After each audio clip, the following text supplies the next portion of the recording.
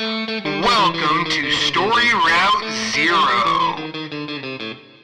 This is a podcast where friends gather to talk about the good, the bad, the ugly, and the strange worlds of video games. We often don't know where we're going, but that's half the fun.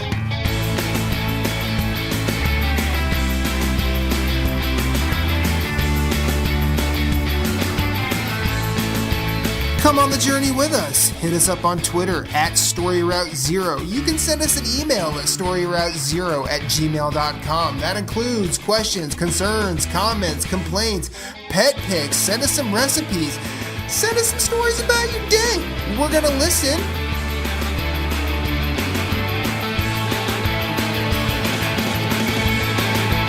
Podcast, start your engines. We have liftoff. Let's have a journey.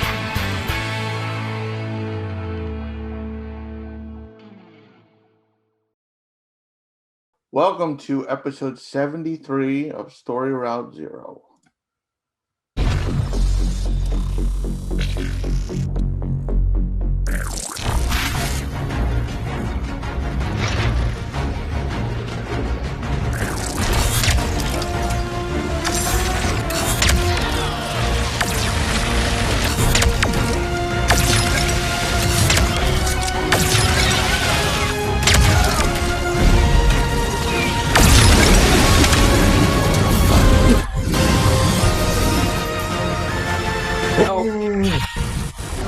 Run away.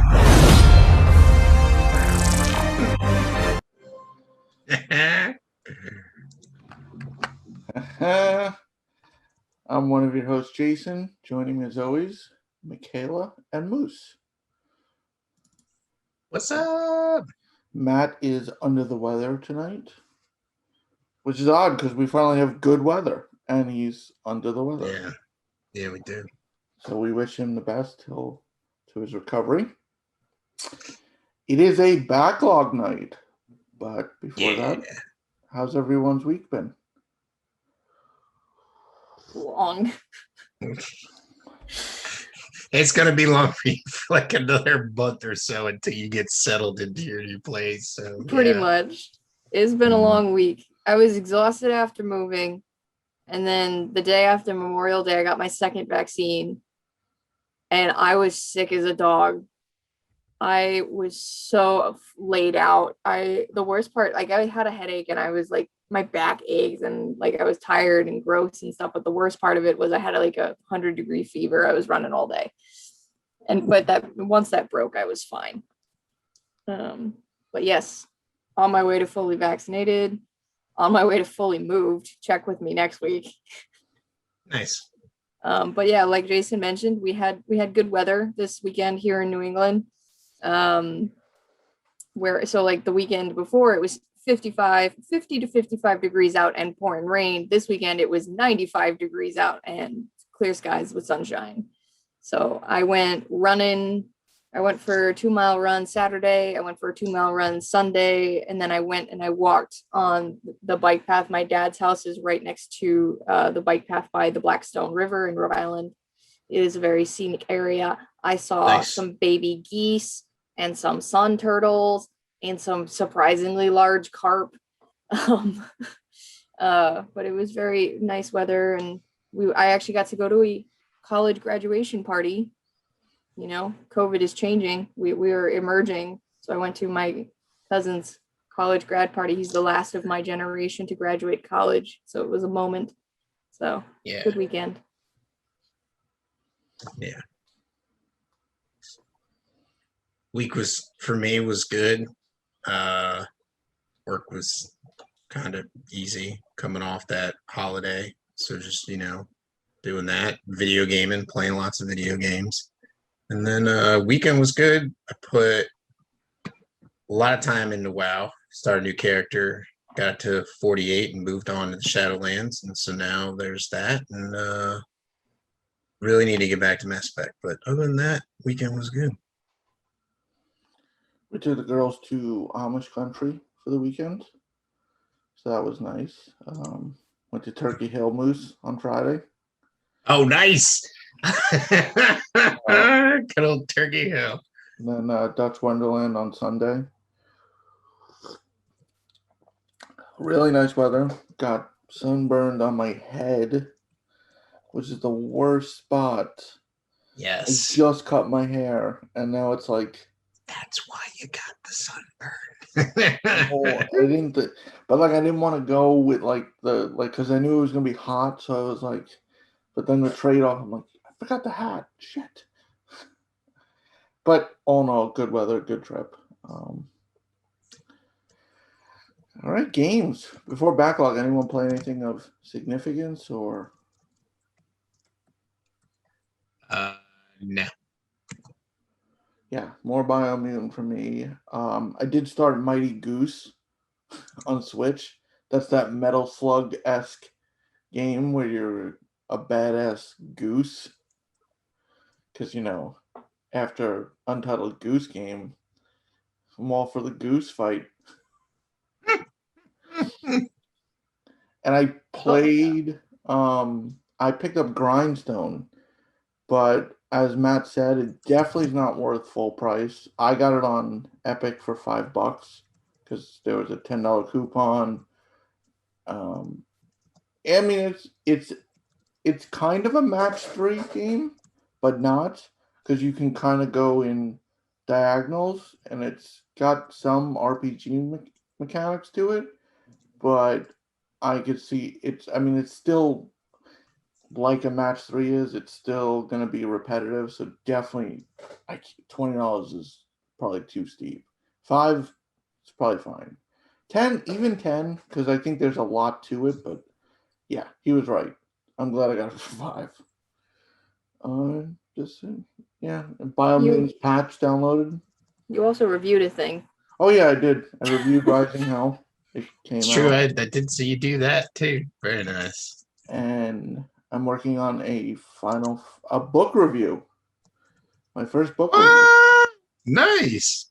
Boss Fight Books has a Final Fantasy VI one, so I had to jump on that. Ooh. Yeah. It's all Very about nice. the music in the game.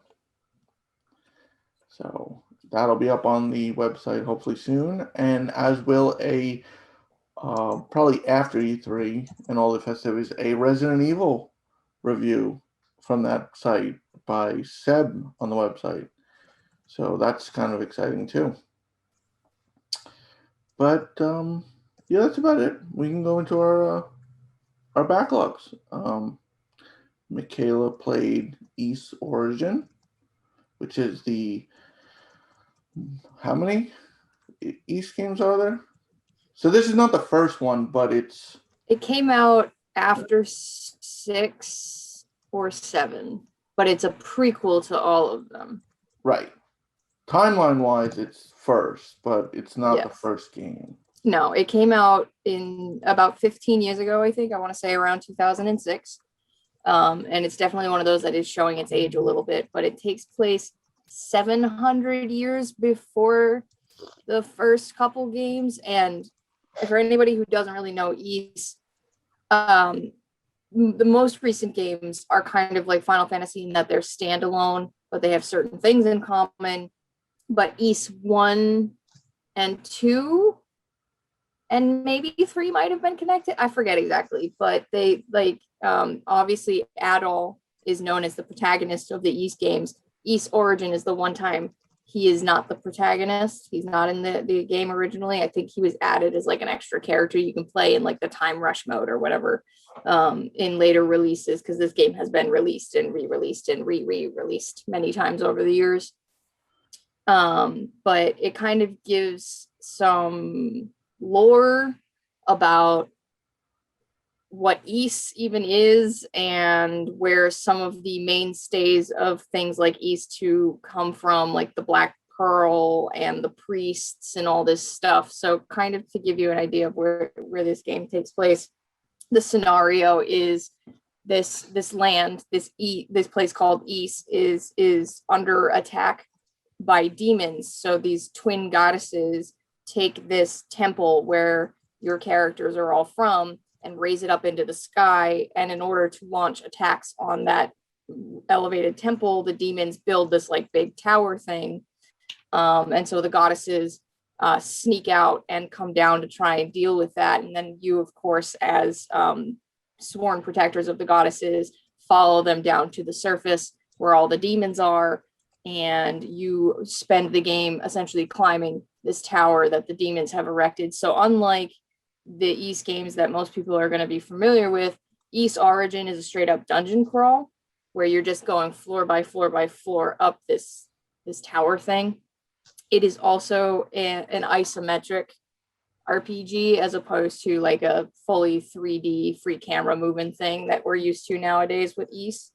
When you start the game, you get a choice of 2 playable characters. You can start as Unica Tova, and she is your melee person. She starts off with a big old axe, because who doesn't love a little girl with a giant axe?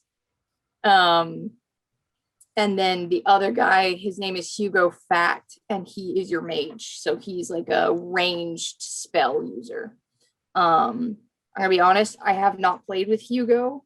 I started with Unica, and I got most of the way through her playthrough. I put in about 8 hours into Origin so far. And this is one of those ones where you have to play it 3 times to get the complete story. So each character, as they climb the tower, gets their own perspective on the various events that are unfolding as you climb the tower. So Unica is actually kind of like the most sidelined, like the least involved in the story. And I do know a good bit about the story because this is a 15-year-old game. I know stuff about it. And I also just didn't particularly like Hugo's personality. So, I was like, you know what? Unica seems cute. Let's do this. And I prefer to play as a melee character rather than the ranged mage character. Like when I played East 9, a lot of people like the ranged mage character you get in the party, but he was my least used. I used him enough to get like the trophy you need, but I don't really particularly like that style of combat. But in terms of the gameplay, it's basically a button mash where you have a standard melee attack, and then you have a magic attack that has a certain bar that will charge up. And if you just use it all up, you just got to wait and it'll recharge. You can hold it down for a charged attack. You have like wind, thunder, and fire as you unlock them. Unica has wind and thunder for her axe, and she gets a fire-based greatsword, which is fun. And becomes kind of like, it became my main thing. The axe is definitely faster than the greatsword because it's a one-handed axe. But the fire sword, you can charge your magic attack and send this giant flame phoenix across the screen that just hits everything. So that became my spam move. Yeah. Become mine too. Yeah, pick that too. It's literally just a giant fuck you bird, and it just goes. Right. Let's go. It can be a challenging game. Not so much the main enemies, just as like the various enemies that respawn every time you enter and exit a room. The boss fights, I generally don't win a boss fight on the first try. I walk in, I get screwed. I have to slowly figure out a lot of these East games do this, but like the boss always has some sort of like a gimmick to it. You have to figure out, all right, how can I damage this boss? Because a lot of times you walk up, you hit it, it's like ting, 0 damage. It's like, okay, nope, that's not working. But it's always a little bit of like a puzzle element to the fight. Like there's one where it's like it spawns a bunch of things that you have to kill first in order to stun it, and then you have to get on top of it and hit it until it pushes you off, and then you have to kill all the things that it spawns again in order to make it vulnerable. Stuff like that. And I told this story, I started to tell the story a couple of weeks ago where I recognized one of the bosses because East 9 is kind of like, when I wrote my review, I think I said something like East 9 is a celebration of the East franchise as a whole, where it is still a standalone anthologized story, but it is much more connected to the previous East titles than any other East game has been in a very long time. So there was a boss fight that I didn't know at the time that is actually ripped straight from East Origin. So I had to fight this thing again after having just fought it when I played East 9 in February. And of course, the fucker is a centipede because I am haunted by them and they will follow me through my entire life. No matter what I do, there's always a centipede. Like it's always a spider or it's always a centipede. There's no JRPG that doesn't have one of these. It's like fishing mechanics. It's required to be in the game. There must be a fishing or a cooking or a card game somewhere, and also a spider or a centipede, or if you're Neo, both. And this thing, it killed me like for a solid hour, and I was getting super frustrated. And then I went and like upgraded my weapon, came back and spanked it in the face. I was like just being dumb. I didn't realize I had the material I needed to upgrade my weapon.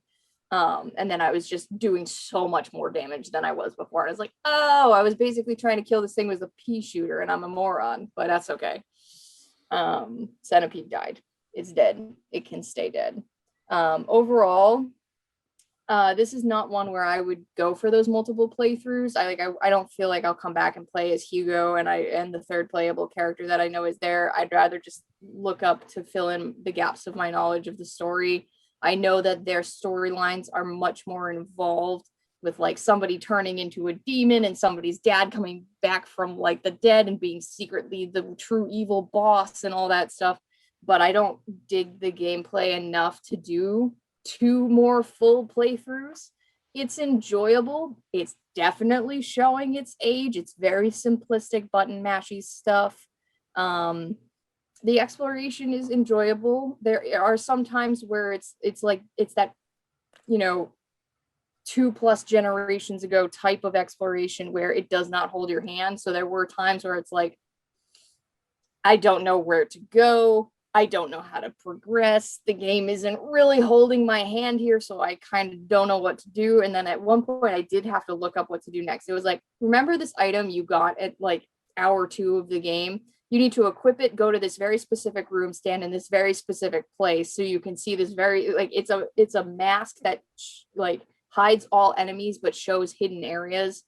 And I was like, I never would have found this. I would have been stuck in this floor of the tower forever and ever. Amen. Like, it was never happening. RPGs in there. That's like Final Fantasy VI, where if you don't loot a chest, when you get to the halfway point, you can then loot the chest and it's different. It's better. But how the hell would you possibly know that 20 hours ago on your first playthrough? Yeah. And then you look at the old school Brady guides, save this chest. It's like, save it. How was I supposed to know that? Yep.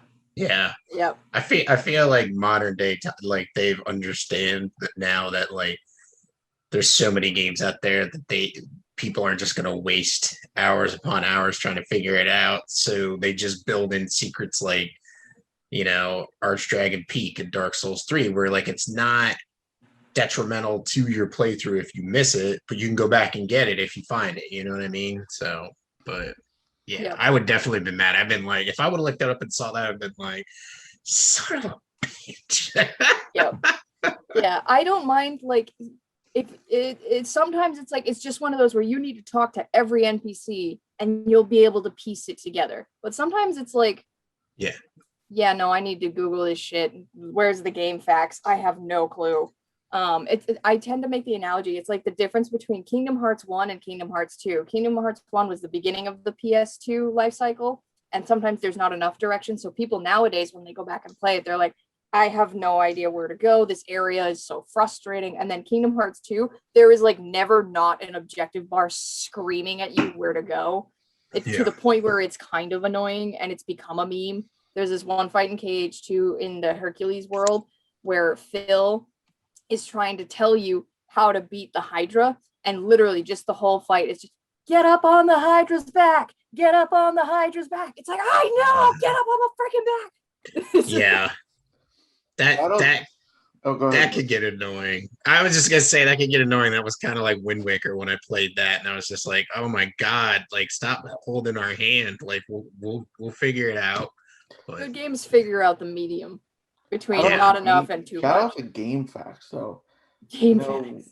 No, but Game Facts was legit. Now it's all go here, and then here's 3 pictures, match them up. Game Facts, though, there were no pictures. You Yeah, it went was out- all audio. Drawn with line oh, art. text. Like they It had was all like they text. would Yeah. some of them would go like super in depth where it's just like straight lines and they like drew it line by line by you line start by here, line. go right 2 steps, line up with this, go down, go left. Like it's like, Yeah. all right. You know the game is classic if you're actually I unsarcastically used a game fact to find my way through parts of eSword. You know the game's age when that's where the guide is. Yeah. I remember I printed the Grand Theft Auto 3 guide for Game Facts. It was like 90 some pages. Oh, I printed it in the community college I was going to. I'm glad they didn't make me pay for it. I definitely printed parts of the game facts for Kingdom Hearts 1 and Final Fantasy X at points in my life. Nice. I normally hate prequels because Anakin's gonna be Darth Vader. Do we really need a whole 3 sets of movies? But like this sounds more like it's there, but it's so far removed that it's basically setting the setting. So it really it's not like I know you said that one boss, but I mean all RPGs that are long running always take stuff like from one and throw it in another, but like this seems more you could It's a play lore it, prequel. but because it's not like remember when I played Chronos, there was a lot of like I feel with a prequel like Origin, you're not, because there's nothing really tying. Like there might be some little things if you're like a keen eye picks up, but most of the time it's not like like No, it's like a big brain lore. Just it's similar like to what the Lord of the Rings the Hobbit prequel, the Silmarillion.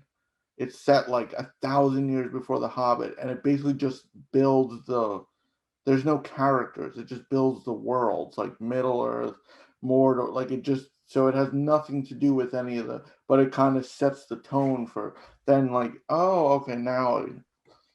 Yeah, pretty much. And it is like I said, Adol, this is 700 years before Adol's even alive, and East is generally his adventure, his story.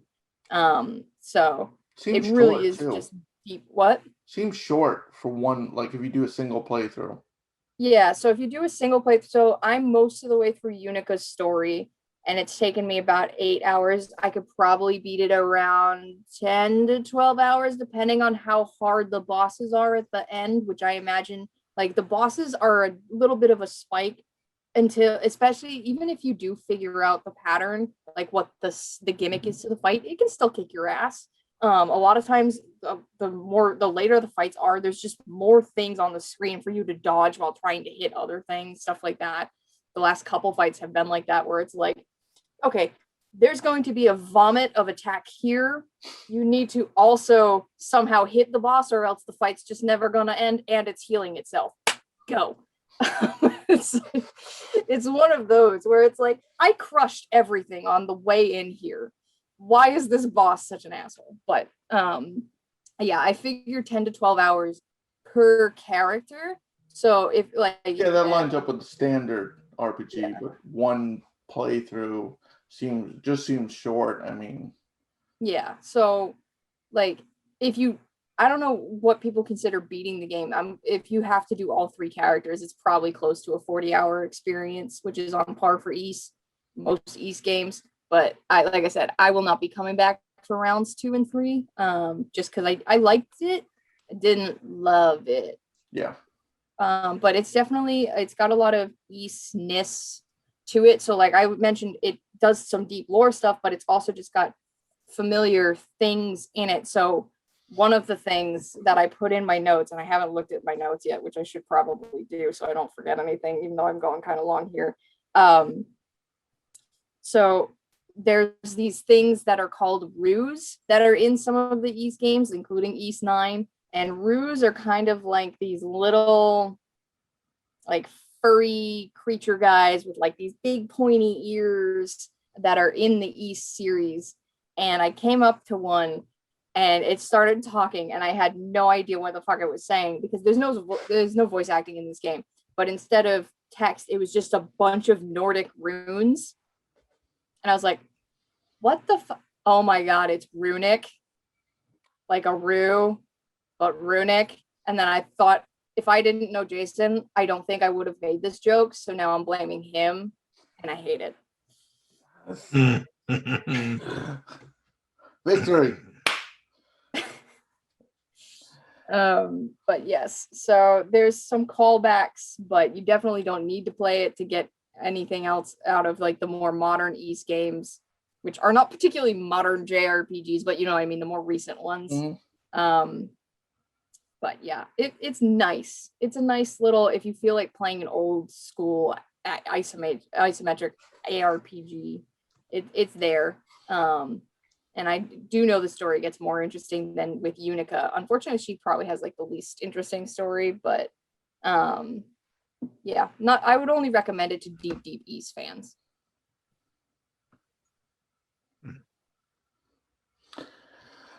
Moose, you played a story about golf. Golf and a man's journey to become a pro player. I thoroughly enjoy Golf Story. Number one, it's an indie game. Number two, it's pixel art. And number three, it's got some really good game mechanics, although it can be frustrating at sometimes. I feel overall it's just a generally good game to play. I liked the courses that you play on. I liked their approach to side quests was a lot of fun, collectibles. And the route that they took unlocking things in the game. For those who don't know, it just plays pretty simple, like an old school golf game. You just select your club up and down on the D-pad to figure out your distance to where you're going. And obviously, the way you earn levels is pretty much completing side quests. You'll get money and you'll get a little XP boost. But also, if you want to, like I did the first time I played it, you can just play the first course you unlock endlessly for a while and just gain level after level and money upon money. And so you'll get like power, your finesse and hitting the fairway or the green, what is it? I don't know, the greens. If you're trying to hit, get up near the hole to get a hole one, or a birdie knocking. The green. Yeah, fairway, just the green. The green. It's the fairway and then the green, right? And then the rough. The green. Then there's out of bounds. Yeah. There's the water you want to avoid. So I liked how they had that built in where you could just like play some golf, because it also allowed you to really get used to how the game works. So basically you just pick your club, and then as you level and like move through the game, you get like specialty, you'll get the precision shot. So instead of having to like go the max distance, you can hit the Y button and bring it back just a little bit, and it'll put a new niche on your bar. So you have a bar going across the bottom of the screen, and you basically, all you do is you hit A to go up to get to your power, hit it again, and then when it comes back down, you have like a purple bar, and then there's a black like it's almost like a diamond shape in the center, which is like dead center. Like wherever you put the line of the ball, that's exactly where it's going to hit. And obviously it'll go either way depending on what side inside that bar you get. Some clubs, it's pretty wide, some are like really small, and if you don't get in them, like your ball just kind of goes whoop. But so you basically, the precision shot's cool because you can shorten it. So like if you're like, man, I want to get to this, I don't want to get to the green, I don't want to get to here to like lead into it, just because there's all this craziness. So you can like use the precision shot to see like how you have to hit it to get to a certain point, and then boom, knock it in. And then like you get like medals, like if you get like a birdie, obviously a hole in one, all that stuff as you're playing each course, and then you earn money and experience and just keep rolling through it. The story is pretty entertaining. You're like trying to make it pro, and so it's you trying to work through the ranks at this one golf course, trying to get lessons, trying to get taught how to golf, and then you move around to the different golf courses. I think there's 8 total. And so you're just following the story as you move through there. Like one might be locked. Like the second one you go to is the lurker course, which is like dinosaur based. And so like you can't play the course until you go through the story and like find something to return to the people that own the course so that you can play the course. And of course they think you stole it because you're from like quote unquote a rival golf course. And so you have to go through the story and figure it out, find it, get it back, and then you're able to play. And then so I had a lot of fun with it. I will definitely keep playing it. I was talking to Michaela about it before the show. I was like, I could see myself coming back to it and even playing multiplayer. And then I was like, until Mario comes out, like next week, I think it is, isn't it? If it's not this week, it's next week. Believe yes. Like the 16th. That would be next week. Yeah, but anyways, still. It's a lot of fun. I have not tried the multiplayer. I don't think you could do online multiplayer, but I know it's like couch co-op multiplayer where you could play each other and stuff. And yeah, I can't recommend Golf Story enough to people who are looking for a cool little indie. 625. Okay. I thought it was sooner than that, but yeah. But anyways, still this month. So the 25th of this month, you can play some Mario Golf. But they've also announced a Sports Story, which is going to have a lot more sports in it. They did just recently announce a delay, but I feel like that is good because I did have some issues with the golfing, like especially if you're going to show me exactly where the ball is going to land with the amount of power I'm going to give it. And if I hit that power exactly, and then the ball's like 5 feet short and in the water, not like left or right, or maybe not overshooting, but like short, and then in the water, it's like, well, you showed me that I would actually hit the fairway or I would hit the rough. Like sometimes I'll hit the ball into the rough just because the fairway has, like, in the game, there's some obstacles, like the first one, you have moles that if you hit it inside their red dotted area, they'll take it and move it somewhere else on the course. They might put it in a bunker, or they might take it and put it in the rough or whatever. And like if you actually hit it on the top north side of the circle, they'll move it down to the south side or something like that. So you don't know what they're going to do with the ball. So it's like something you're trying to get around. And like I'd hit the ball to end up in the rough, but then like I'm like in the water. It's like, so I feel like they could work on adjusting the game mechanics, like polish those and make sure that they're really, really good for the next game, especially since it's going to have multiple sports. It looks like soccer, tennis, basketball, volleyball. I think volleyball was one of them. It's just going to be a lot of crazy cool stuff. So, I mean, especially with it adding all the sports, take their time. But yeah, if you're looking for a cool indie game to try out and have some relaxing time with, check out Golf Story. Because I had it, like, sometimes it's just like, man, I don't want to like play X game. I just want to have like a relaxing evening. Like I'll play a couple rounds of golf and Golf Story, you know, and earn some XP and get some money. So yeah, totally recommend Talking about it. the moles, they should make a Caddyshack game where you golf. Yeah. And then like in between like rounds, like you have to set traps. There we go. I think get that shit licensed, get Bill Murray in there to do voiceover. Yeah. Well, I thought what was really cool is like the second golf course, the lurker course, introduced like turtles in the water.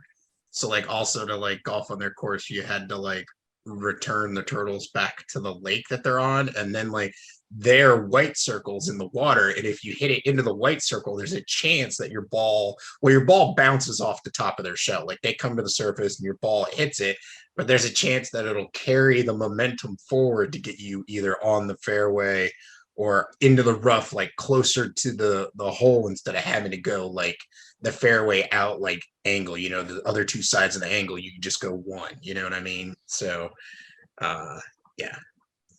And then there's eagles in the third one, which it's just it has some zaniness to it that's just it's enjoyable. It's And like then it's like the Robin Williams skit. Oh, so you whack a ball in a gopher hole. Yeah, but then we put shit in the way. Yeah, exactly. And then put a little white flag to give you fucking hope. Right, exactly. And then there's water and sand. You do this one time, 18 fucking times. Why do you call it a stroke? Because you feel like you're gonna have one. Fuck, that's what we'll call it, a stroke. We'll call it a stroke. Yeah. Well, I Good played times. a PlayStation staple, Oh. Uncharted 2. I'm actually on the final mission. I was gonna say in rest mode, but you cannot put Uncharted 2. You can't put Uncharted in rest mode because every time I come back in, the game crashes every single time. But the game's pretty good with save states, so I haven't. Are you doing the Nathan Drake collection for 1 through 3? Is that what this is? Yeah, from that. I don't remember it happening on the PS4 when I played 1. So I don't know if it's something with the PS5, but anyway, I'm having a blast. I'm enjoying this more than 1. It shows its age at times. I feel like the animation for him, like taking a small jump and a big jump, is the same. So like you're just like jumping where you don't cling on to anything, but he still does the full on like flailing. But like for someone so like it's weird. For someone so agile and athletic, he flops around a lot. The puzzles are pretty cool. The only puzzle I had problems was now Moose. I know you've played it. Have you finished it, Michaela? I know your name came up. Yeah. I played it. I streamed it so it was 2018 when I played Uncharted. And it's been a minute. The only puzzle that gave me trouble is one at the end where you have to put there's like these objects, put them in front of the paintings. The second part of that puzzle, there's colors, and I can't tell what the colors are, so I had to go to GameFAQs. GameFAQs! Twice an episode. This has got to be GameFAQs and Backlog. But no, I mean, besides it showing its age, I had fun, but I kind of knew it was going to be, because you got to figure this is a PS3 game that was remastered, so it still looks good. I mean, it's impressive that this was on PS3. I think 1 hasn't aged well at all. 2 a little bit better, but still showing. Yeah. On the PS5, dying and reloading is almost instant, which is nice. That is an added bonus. The gunplay, but it's a staple of Naughty Dog. It's not the greatest. I mean, it's easy to do, but it's like, I'm definitely shooting you in the face. Yeah, I think that was my biggest thing. Like, I'm shooting you in the face. You should be dead. Yeah. But I mentioned it 2 shows ago. I did like basically the counter. It's showing your progress against your friends. So it would be like, this is your 6th stealth kill. Sven has 5. Like, it just kept showing like different sections, which I thought was kind of cool how they did that. Like, don't know if I'd go for the platinum because all 3 of these games require multiple playthroughs, and they added a speed run in the remaster. They have some ridiculous trophies too. But all of them. I heard the speed runs are actually easy because once you get to the point where you're done with the difficulty, you can unlock like the golden gun where you don't reload, and like I think it's significant. And I think you can actually like save it and like reload your save if you mess up a section. So I don't think the speed run's hard. I think the brutal difficulty is it crushing is what's the hard part of the trophy. Yeah. Because Those But I'm games have some gonna- difficulty to them. Yeah. Probably gonna finish tonight after we're done, and I will be moving on to 3. I don't know if immediately, but I will not be deleting the collection. And then I'll go to 4. Nice. Yeah, do you already have 4? I have 4 because it was a That plus one's my game. favorite. 4, do you have Lost Legacy? I do not. It's the only game that hasn't been a plus game. And Probably it goes will on be sale soon. a lot too. That too. Well, I mean, what it was It 40 wasn't bucks. full price to start Yeah, it was with. 40, I I've seen it think. drop as low as 20. Yeah, because Yeah.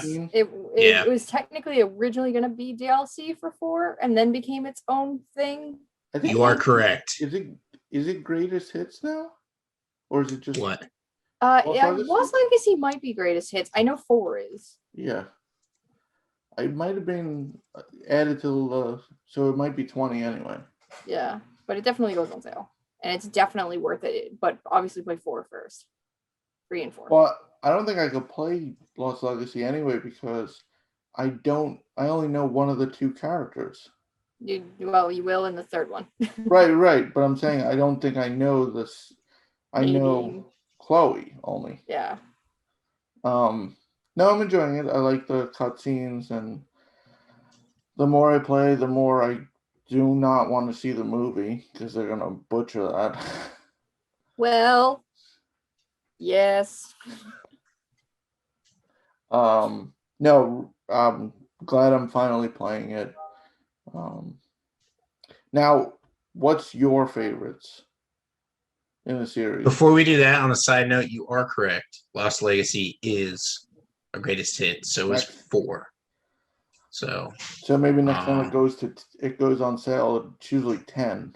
Yeah. actually, I apologize. The entire collection, the entire series is a greatest hit. So you can get the 3 games for 20, 4 for 20, and Lost Legacy for 20. If you missed them as pluses, yeah. Yeah, if you missed them as plus games and you're new coming to the PlayStation. This I bought. Family. 4 was a plus pickup. Yeah, But yeah. I think. No, for me, yeah, Yeah, go 4 ahead, is my Michaela. favorite. To answer Jason's question, 4 is my favorite, and I count Lost Legacy as like part of that. And then Okay. 2 is my I'll second allow it. favorite.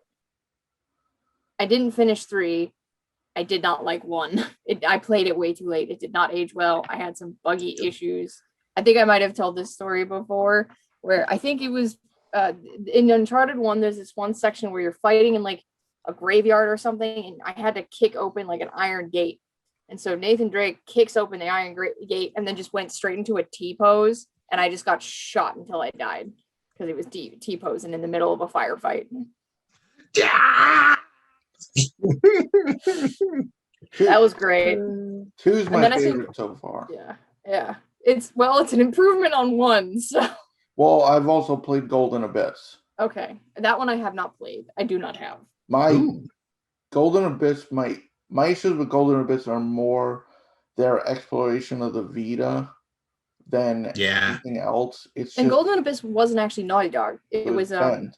yeah, it was Bend. Mhm. I liked the game, but like there was a lot of, which was like there was like chalk rubbings.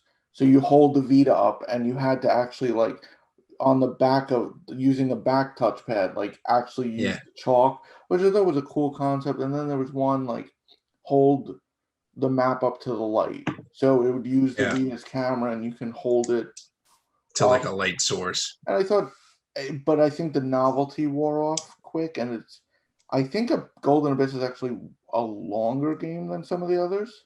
Like there's like 40 something chapters versus Jesus. this one Yeah, has they're usually 20 something. 2 has 26 because I just hit 26.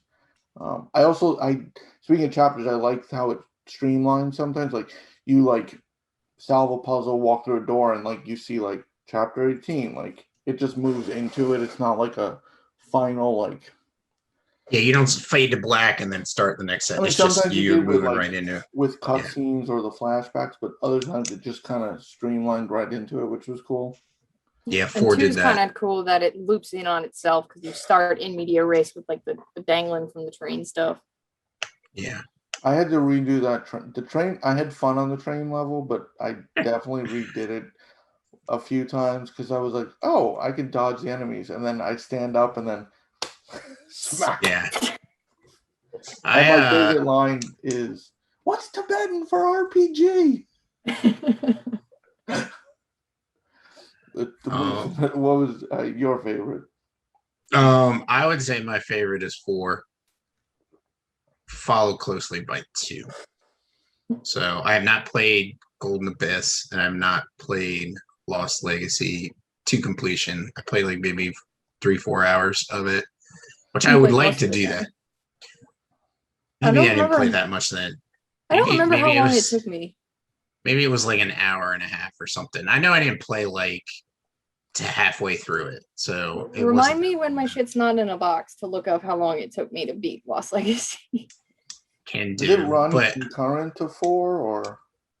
It's after. As far as I know, it takes place after 4. Oh. So what I did was I bought a PlayStation 4 in 2014, and then they were talking about like the Uncharted series, and I never played them. And then they put out the Uncharted series, the collection, 3 games to be able for people to play to lead up to 4. Well, also to make money. But so I bought them because a lot of people said play through the series before you play 4 because it kind of is like a pulp novel where like you could kind of pick up at 4 and you'll be all right. Like the story kind of continues, like the characters do. The stories between the characters, but like everything else kind of not related.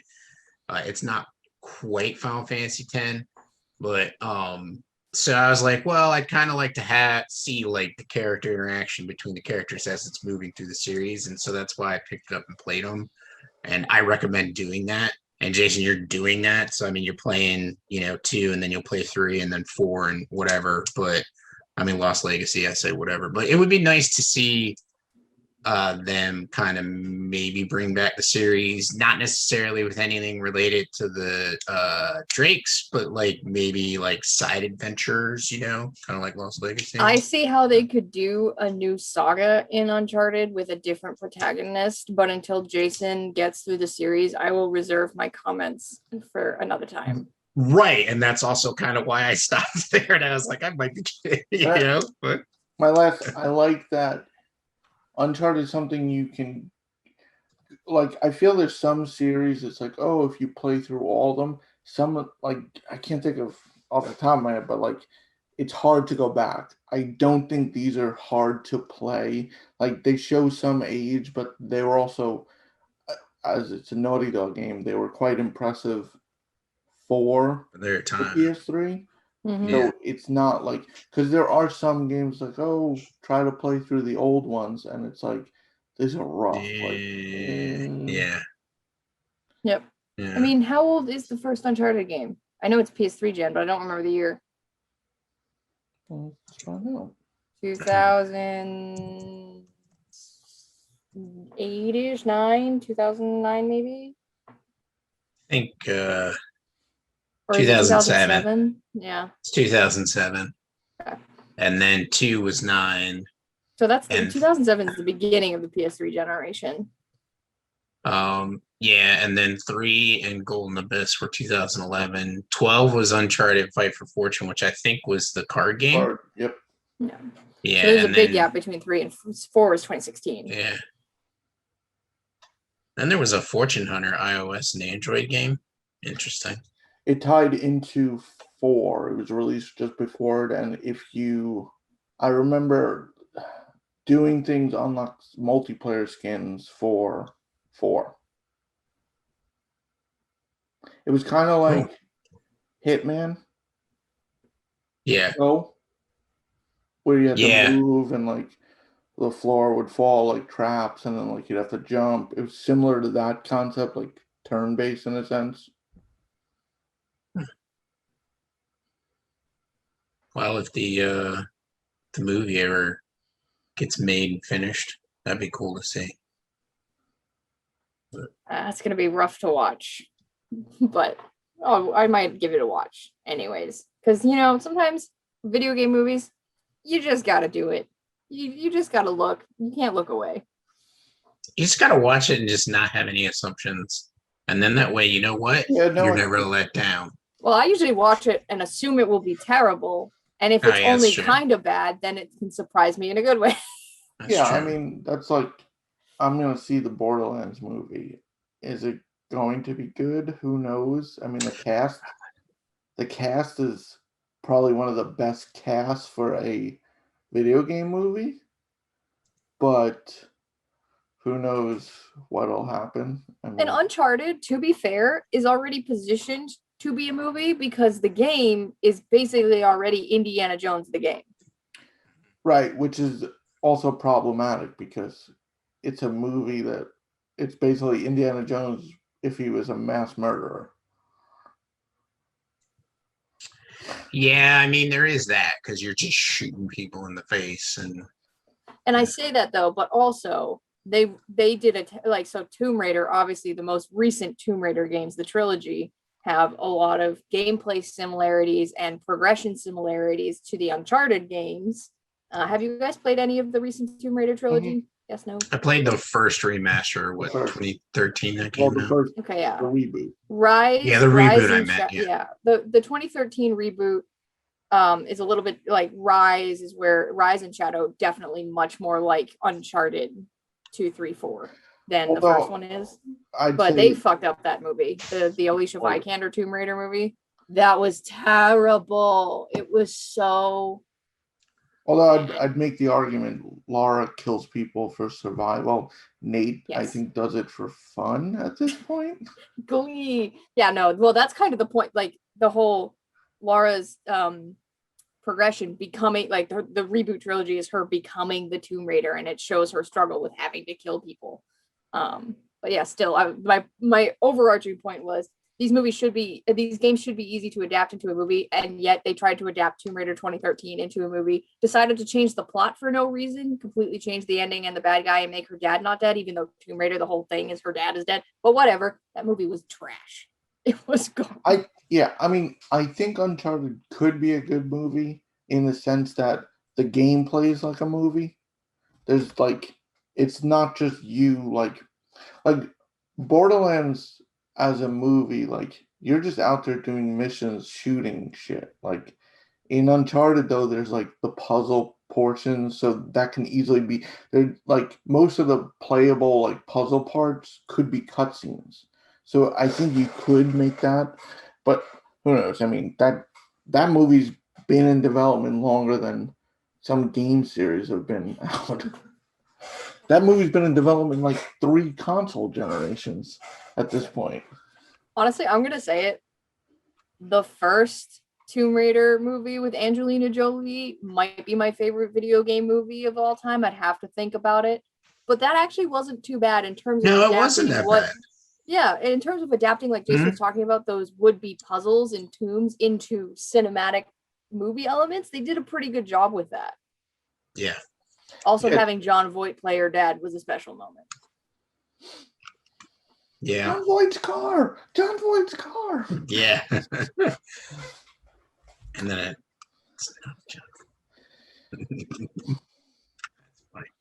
Well, we do have news this week.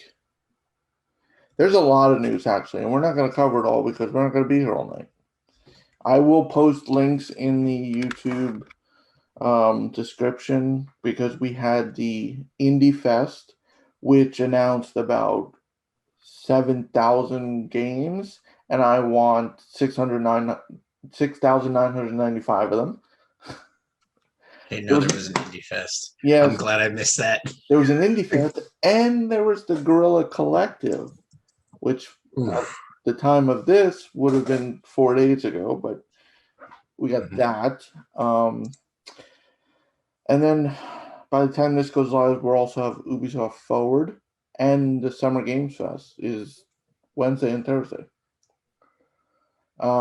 They did real quick. Did you guys see they confirmed no Prince of Persia, I think, Yes, for Wednesday? that's been pushed till 2022. Remember that time they showed it? But as far as news goes, Crisis, the trilogy was announced. It's this fall for consoles and PC. We're getting Battlefield 6 this Wednesday, June 9th. So if I remember, I'll put it in the description because by the time this goes up.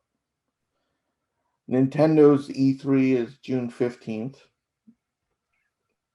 God of War was pushed till 2022. think anyone thought it was. I literally didn't even expect it to come out this year. So when I saw that, I didn't react to it like it was news. I mean, to be fair, when they announced it at the State of it did Play, show a year. they did say 2022. So I mean, them 2021. 2021. So them issuing a statement, but like, this is why Cory Barlog is awesome. He basically tweeted out, basically, F you gamers. If you're gonna attack anyone, attack me. Don't attack my dev. Like, Alana Pierce got like hate mail, like, oh look, you joined Santa Monica and they delayed their game. It's like, really? Are you guys And then he came out and said, this was my decision. If you want to be mad at me. This was my decision. But his original tweet was, for the games, which is the Sony, for the games, for the devs, for the players. That was his original comment on it. And I was like, okay, I'm cool. Literally, when they showed 2021 in the June showcase last year, I didn't believe it then, so it didn't affect me. Calm your tits. There's plenty of great games coming this year. A new school RPG is going to be announced this week from the former SMT staff. It's called Monarch. Ooh. Interesting. We'll see what it is. There might be actual SMT announcements this week too. Who fucking knows? Let's find out. Nintendo be kind. Sony Bend confirms work on a new open world IP.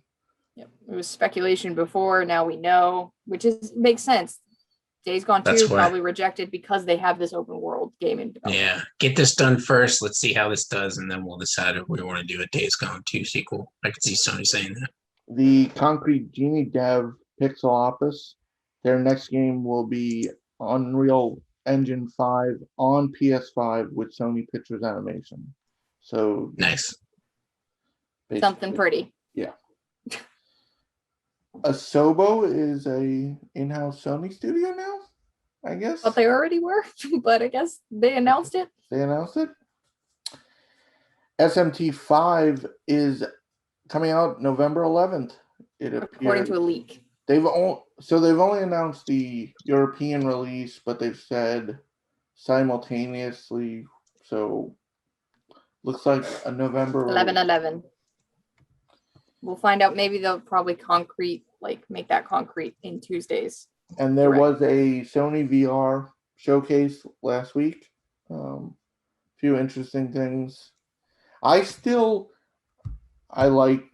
Sony VR, but to me, it's a gimmick. It's nothing to do. It's not that it's not wireless or any of that, which would be cool. And if the next one's wireless, all for it. It's still a process. Like, sometimes I just want to, like Moose said, sometimes you want to just sit down and like play a little golf. Like, putting the headset on wire or wireless, it's still a process. And it's like, I just want to sit back and like, even if it's wireless, you still got to clear the room, set it up. Like, I just want to sit my ass down. I want to sit to the couch. I don't want to clear space. I mean, a lot of cool titles, but I've already bought a lot of cool ones, and that Backlog though. Yeah. So, but yeah, we're gonna have a lot of news in the coming weeks. Everyone's teasing everything. Ubisoft teased Splinter Cell briefly, and then basically said "F you fans." It's actually a PvP game with Ghost Recon and the Division, so we're not getting a new Splinter Cell. They've pretty much said that multiple times before. They just keep it alive for some reason just to hurt people. I don't know. I'm beginning to think Splinter Cell's up there with Final Fantasy VI.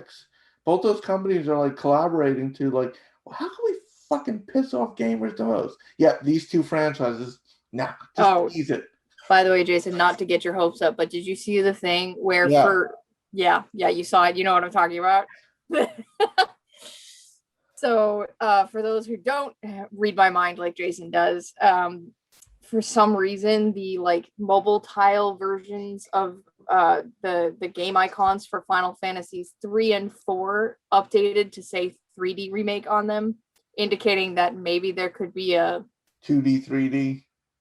HD There's one 2D room. remake, maybe 1 through 6 collection. Go ahead, make it. Break Jason in half. Well, hold on. They did say they were gonna have remakes done of games in their stable. Since before remakes were a thing. But yeah, no. I'll take 4 as a peace offering. I'll take 4. But 6, please. But also 6, please. But yeah, no. Sunday, you might just hear a scream echo across the Northeast. Let's go. Yeah, there's a lot of there's gonna be a lot of announcements. It's just so there's a lot of good. It's a good time to be a gamer.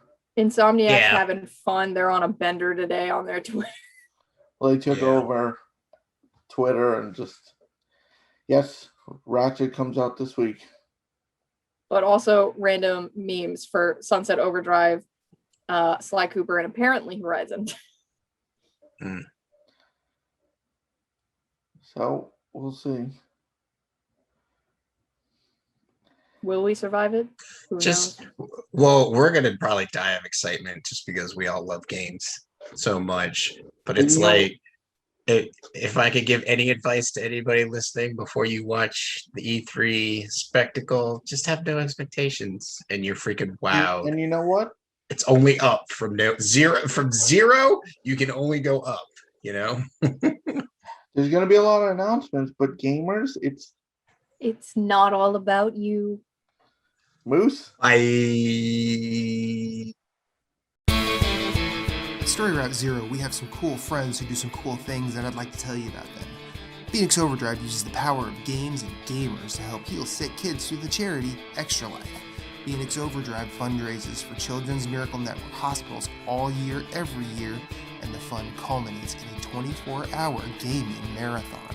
Find out more about their events and projects online via Facebook at facebook.com/Phoenix Overdrive or on Twitter and Instagram at PHX_Overdrive. You can also join the Facebook group of Pawn Stars at facebook.com/groups/PO Nation in order to share and discuss all the latest in nerd culture. They've also got a podcast, Nerd Overdrive, which you can see weekly at youtube.com/Phoenix Overdrive. You can also catch it on Facebook Live or twitch.tv/PHX_Overdrive. That podcast is also published on Apple Podcasts, Google Play, and Stitcher. You want merch? They got merch. Merch can be ordered from tinyurl.com/PHXOD merch, a portion of which goes to their fundraising efforts. Join the nation and be a hero to sick kids, as El Capitan Rey Osorio, Lee the Maestro, and Becky, the lovely queen of the guild, always say, #Rise Above.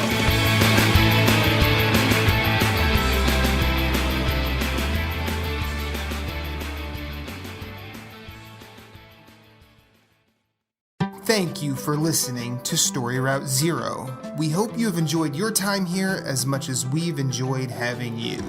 Once again, questions, concerns, complaints, pictures of pets, or favorite recipes can be sent to storyroute0@gmail.com. You can yell at us on Twitter at StoryRoute0. Rate us and review us on iTunes, YouTube, or wherever you may have found us, as it helps with discoverability. If you'd like to hit us up individually, you can find Moose Cool at Sven, that's SVHENN on Twitter, PSN, Instagram, and of course Twitch, streaming games. You can find Jason Marshall writing at obelisk.co. You can also find him on Twitter at GimpyJ with 2 Y's at the end, as well as PSN, Instagram, and Twitch. He also has his own website, whereisthepausebutton.com. You can find Michaela Crescione doing all sorts of writing at obelisk.co, as well as on Twitter at RedXMaud. My name is Matthew Keel. You can find me everywhere I'd like to be at infinite_rewind. That's Twitter, that's Instagram, that's Twitch, that's PSN, and I also have my own website, infiniterewind.com. Be sure to check us out at all the places. You are always welcome, and you will always have a seat waiting for you on this ride. Thank you for listening, but for now, it's back to the real world for us. So we will see you on the next one.